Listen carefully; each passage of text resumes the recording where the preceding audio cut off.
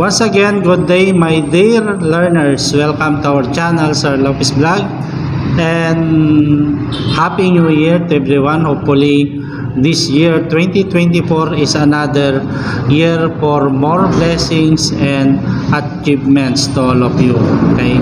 So, sa vlog natin ngayon ay ating pag-uusapan ang salitang citation when it comes to research. Ano nga ba itong tinatawag nilang citation?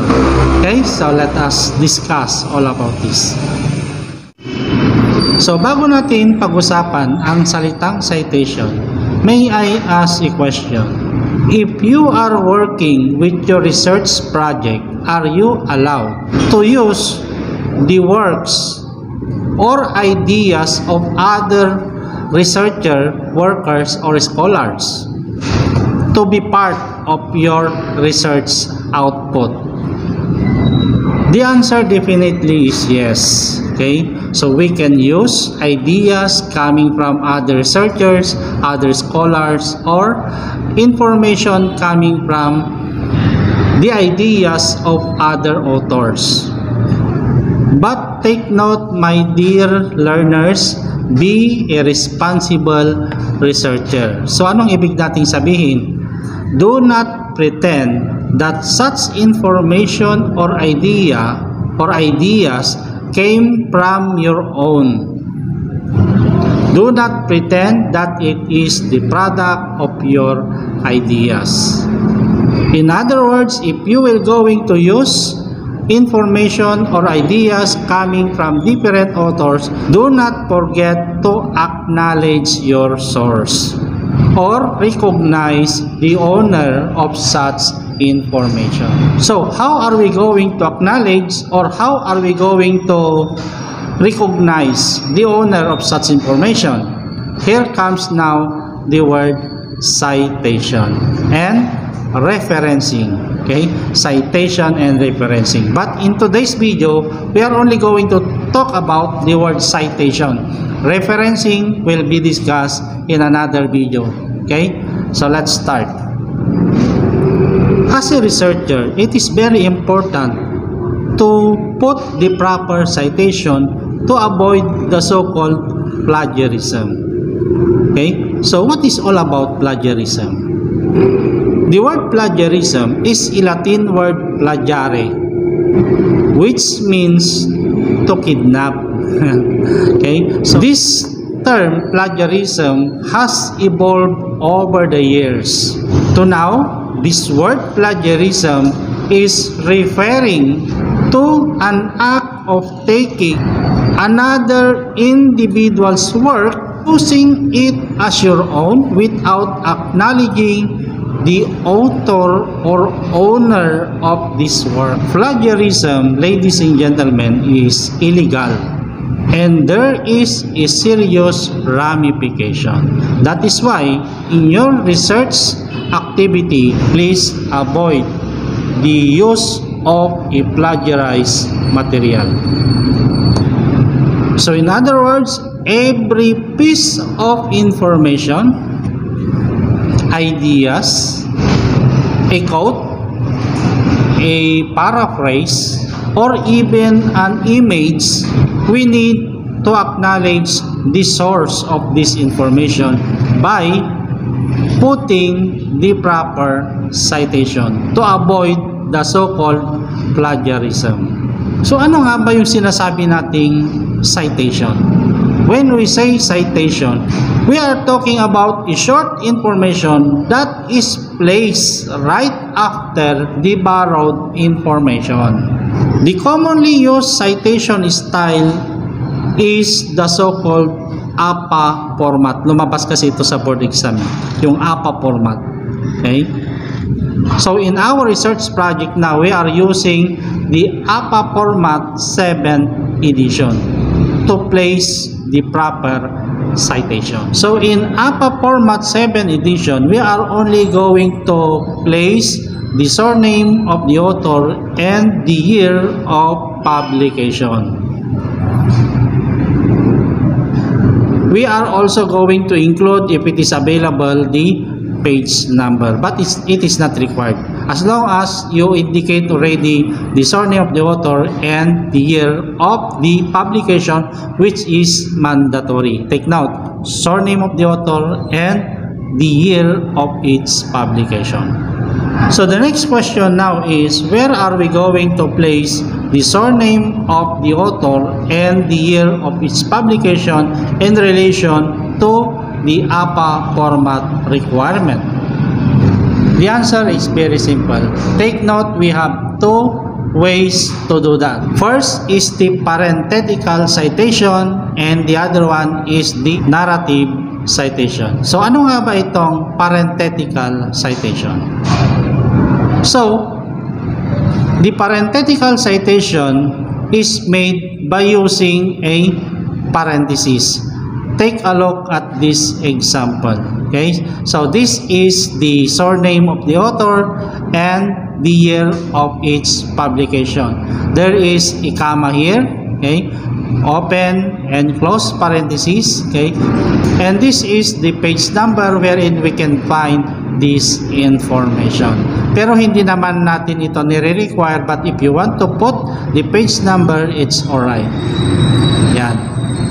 So this is an example of parenthetical citation. The other one is the narrative citation. Ano naman itong narrative citation? The narrative citation is that you are going to intertwine the author as part of the sentence. Okay, take note, you are going to intertwine the author in your work as part of the sentence, and you are going to use close and open parentheses when it comes to the year of its publication. Ayan, so take a look another example. So this is an example of a narrative citation. You are going to intertwine the name of the author in the information that you copied from his work. So this is now the idea that we taken from this author, okay, as part of our sentence. So that is the two ways on how to put the proper citation. Take note, if you choose to use the parenthetical citation, it's up to you, or you can use the narrative, or both pwede naman. Okay? Narrative and parenthetical citations are allowed as a format or the APA format style of putting or acknowledging the owner of such information. Ang problema natin ngayon ay ganito. How about if there are two authors? What are you going to do? Okay?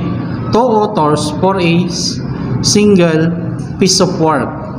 Okay, so very simple. All you have to do is just put the surname of these two authors. Take a look at this example. Okay, you are going also to use this so-called ampersand. Yan.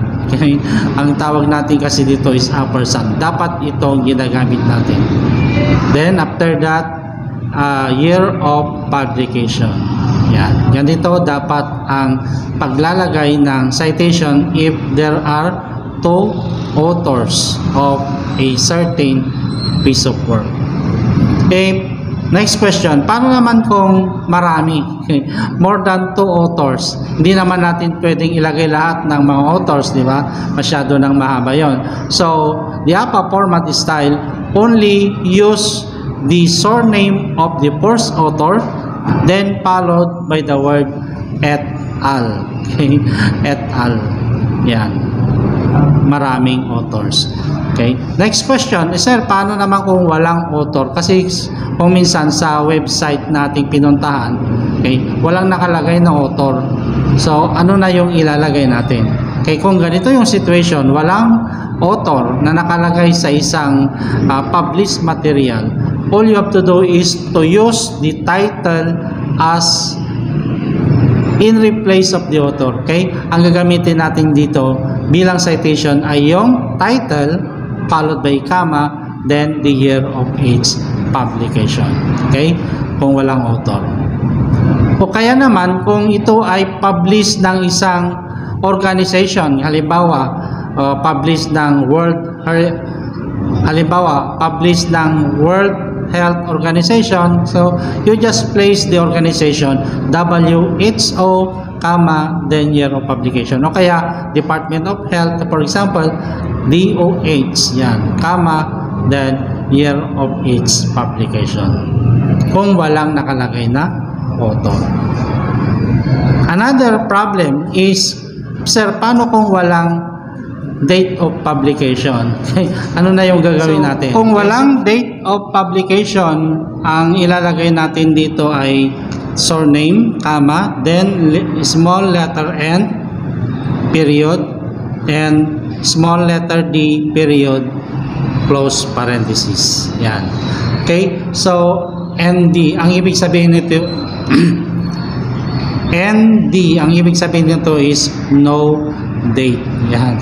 Okay? So, pero pag walang author, wag nyo ilalagay na NA, no author, bawal yan, ano? Hindi ina-accept yan. Kung walang date of publication, ina-allow na ilagay natin is N, period, D, period. Ganun lang kasimple. Okay? So, that is how we are going to acknowledge the author or owner of such information by putting the proper citation. I expect the citation of every information that you taken from your research work. That's why you have to be honest. Otherwise, your research output will not be accepted. Take note that this citation can be found in your reference. Take note, okay?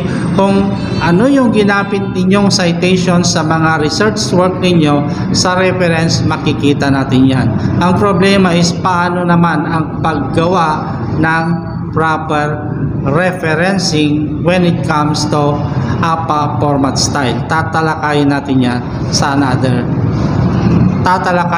yan sa susunod nating video. Alright, kung may mga katanungan kayo, feel free to write your comment below. Have a nice day.